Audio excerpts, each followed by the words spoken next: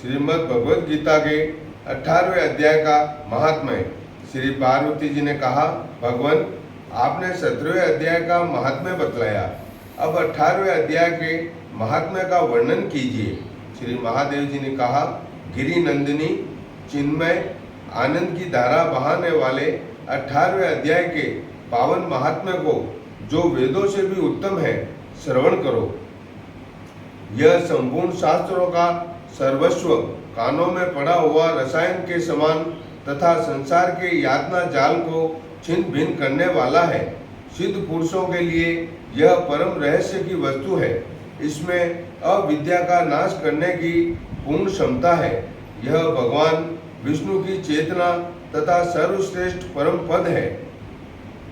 इतना ही नहीं है, यह विवेकमयी लता का मूल, काम, क्रोध और मद को नष्ट करने वाला, इंद्र आदि देवताओं के चित्त का विश्राम मंदिर तथा सनक सनंदन आदि महायोगियों का मनोरंजन करने वाला है। इसके पाठ मात्र से यमदूतों की गर्जना बंद हो जाती है। पार्वती, इससे बढ़कर कोई ऐसा रहस्यमय उपदेश नहीं है जो संतप्त मानवों के त्रिविध तापों को हरने वाला और बड़े बड़े पापों का नाश करने वाला हो। 18वें अध्याय का लोकोत्तर महात्म्य है। इसके संबंध में जो पवित्र उपाख्यान है, उसे भक्ति पूर्वक सुनो। उसके श्रवण मात्र से जीव समस्त पापों से मुक्त हो जाता है। मेरुगिरी के शिखर पर अमरावती नाम वाली एक रमणीय पुरी है। उसे पूर्व काल में विश्वकर्मा ने बनाया था। उस पुरी में देवताओं द्वारा सेवित इंद्र शची के साथ निवास करते थे। एक दिन वे सुख पूर्वक बैठे हुए थे। इतने में ही उन्होंने देखा कि भगवान विष्णु के दूतों से सेवित एक अन्य पुरुष वहां आ रहा है। इंद्र उस नवागत पुरुष के तेज से तिरस्कृत होकर तुरंत ही अपने मणिमय सिंहासन से मंडप में गिर पड़े। तब इंद्र के सेवकों ने देवलोक के साम्राज्य का मुकुट इस नूतन इंद्र के मस्तक पर रख दिया। फिर तो दिव्य गीत गाती हुई देवांगनाओं के साथ सब देवता उनकी स्तुति आरती करने लगे। ऋषियों ने वेद मंत्रों का उच्चारण करके उन्हें अनेक आशीर्वाद दिए। गंधर्वों का ललित स्वर में मंगलमय गान होने लगा। इस प्रकार इस नवीन इंद्र को 100 यज्ञों का अनुष्ठान किए बिना ही नाना प्रकार के उत्सवों से सेवित देखकर पुराने इंद्र को बड़ा विस्मय हुआ।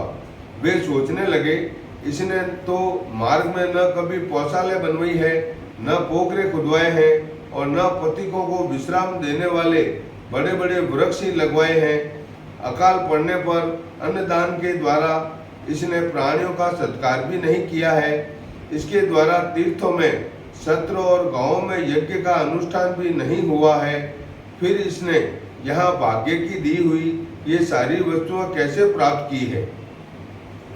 इस चिंता से व्याकुल होकर इंद्र भगवान विष्णु से पूछने के लिए प्रेम पूर्वक क्षीर सागर के तट पर गए और वहां अक्षमात अपने साम्राज्य से भ्रष्ट होने का दुख निवेदन करते हुए बोले, लक्ष्मीकांत, मैंने पूर्व काल में आपकी प्रसन्नता के लिए 100 यज्ञों का अनुष्ठान किया था। उसी के पुण्य से मुझे इंद्रप्रथ की प्राप्ति हुई थी, किंतु इस समय स्वर्ग में कोई दूसरा ही इंद्र अधिकार जमाए बैठा है। उसने तो न कभी धर्म का अनुष्ठान किया है और न यज्ञों का। फिर उसने मेरे दिव्य सिंहासन पर कैसे अधिकार जमाया है। श्री भगवान बोले, इंद्र वह गीता के 18वें अध्याय में से 5 श्लोकों का प्रतिदिन पाठ करता है। उसी के पुण्य से उसने तुम्हारे उत्तम साम्राज्य को प्राप्त कर लिया है। गीता के 18वें अध्याय का पाठ सब पुण्यों का शिरोमणि है। उसी का आश्रय लेकर तुम भी अपने पद पर स्थिर हो सकते हो।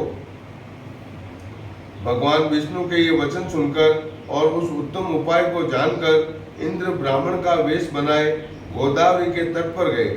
वहां उन्होंने कालिका ग्राम नामक उत्तम और पवित्र नगर देखा, जहां काल का भी मर्दन करने वाले भगवान कालेश्वर विराजमान है। वहीं गोदावरी तट पर एक परम धर्मात्मा ब्राह्मण बैठे थे, जो बड़े ही दयालु और वेदों के पारंगत विद्वान थे। वे अपने मन को वश में करके प्रतिदिन गीता के 18वें अध्याय का स्वाध्याय किया करते थे। उन्हें देखकर इंद्र ने बड़ी प्रसन्नता के साथ उनके दोनों चरणों में मस्तक झुकाया और उन्हीं से 18वें अध्याय को पढ़ा। फिर उसी के पुण्य से उन्होंने श्री विष्णु का सायुज्य प्राप्त कर लिया। इंद्र आदि देवताओं का पद बहुत ही छोटा है, यह जानकर वे परम हर्ष के साथ उत्तम वैकुंठ धाम को गए। अतः यह अध्याय मुनियों के लिए श्रेष्ठ परम तत्व है। पार्वती, 18वें अध्याय के इस दिव्य महात्म्य का वर्णन समाप्त हुआ।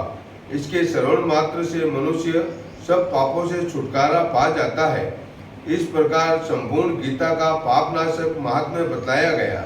महाभागे, जो पुरुष श्रद्धा युक्त होकर इसका श्रवण करता है वह समस्त यज्ञों का फल पाकर अंत में श्री विष्णु का सायुज्य प्राप्त कर लेता है। श्री कृष्ण गोविंद हरे मुरारी, हे नाथ नारायण वासुदेवा। श्री कृष्णाय नमः। ओम नमो भगवते वासुदेवाय नमः। श्री कृष्णं वंदे जगद्गुरुम्।